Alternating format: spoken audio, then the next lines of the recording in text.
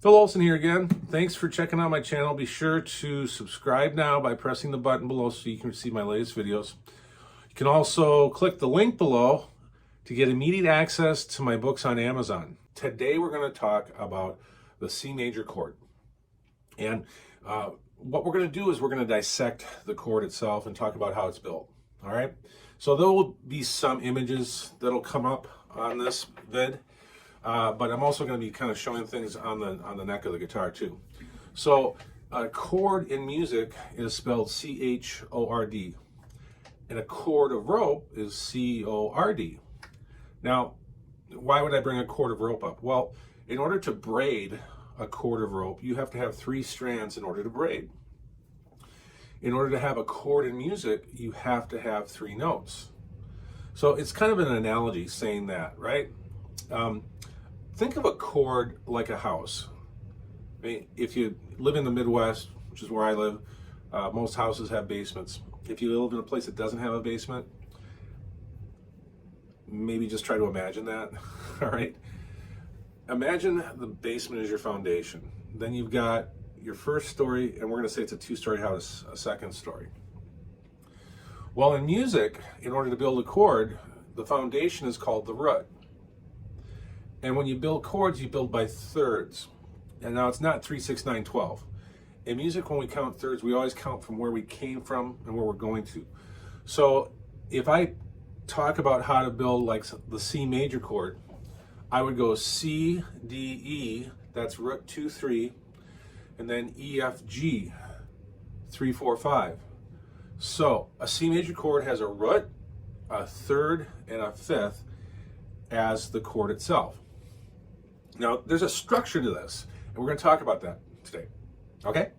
From the C to the E, we would say it's 2 whole steps. Now, some people say, no, it's 4 half steps. Look, I use whole and half steps, and the reason I do is because it conveys an image in your head, and it helps you understand something with, I think, more simplicity. We want to keep it as simple as possible.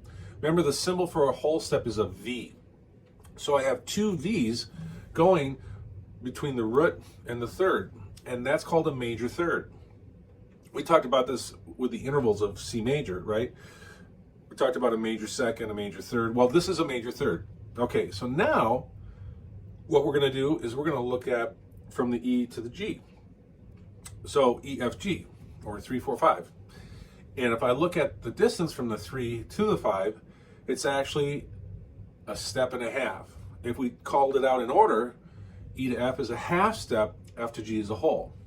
Well, that's 1 less half step than the major third. The major third had 2 whole steps, remember? Well, we've lessened this third from it being major, and guess what it's going to be called? If you said minor, you got it right. It's a minor third because it's less than major. And when we think of how a chord is built, we want to think about this chord, the C major chord, as the foundational chord that all chords will be judged by. This is the granddaddy. This is like the paradigm by which you see all other chords and or other bigger C major chords. Like if I build a C major 7th, okay, or a 9th, they all have formulas. But the granddaddy, the one that started it all, is C major.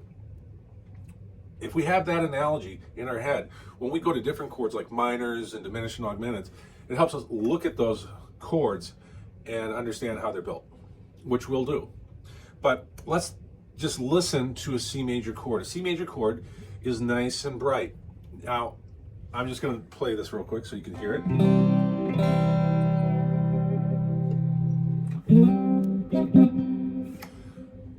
That's got a nice bright sound to it. Well, how is a C major chord constructed then? Well, we already talked about the whole and half steps. We talked about the major third and the minor third, but let's throw something else into this mix, all right? Let's think of major thirds like the positive end of a magnet, okay?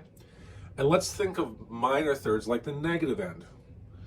If I get a positive and a negative magnet anywhere near each other, you know what they do? They latch onto each other. Opposites attract, right? If I had 2 positives, they repel. But since I have a positive and a negative, they attract each other. These are balanced, nice sounding chords. That's one of the biggest reasons why they're used so much, because they have balance. Now, if you look at the foundation of the first story, or the root to the 3, what did we say that was? It was a major third, or we could say something positive. What is the foundation interval that's in this chord?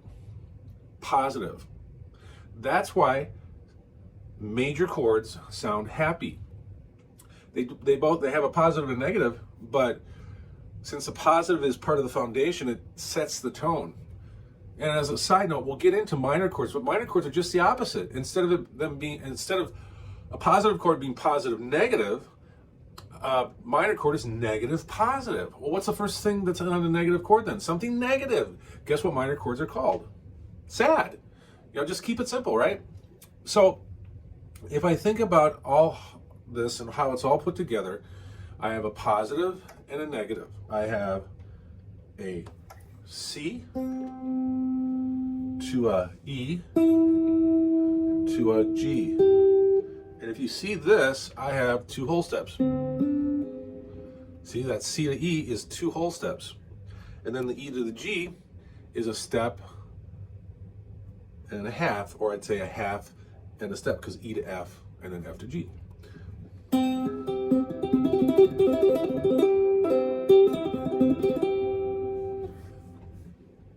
Positive. One last thing to talk about with a major chord, or the C major chord, and that is the distance from the root all the way up to the 5th. Now, we've talked about this before. We did it with the circle of 5ths, we did it with other stuff, but the distance in total is 3 whole steps and a half step. That is the distance of a perfect 5th. And remember, we talked about this before.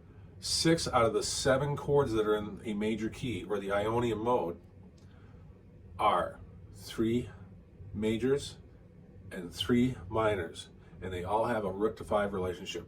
Perfect. Okay, that's the last big takeaway we want to take away with the C major chord.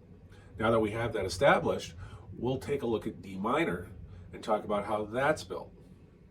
All right. Hey, thanks for watching. Thanks for watching this video. Again, I'm Phil Olson. To purchase the Awesome Guitar Series, click on the link below. It'll take you to Amazon. You can see full descriptions of each one of the volumes. After you've made your purchase and you receive them, go home and practice.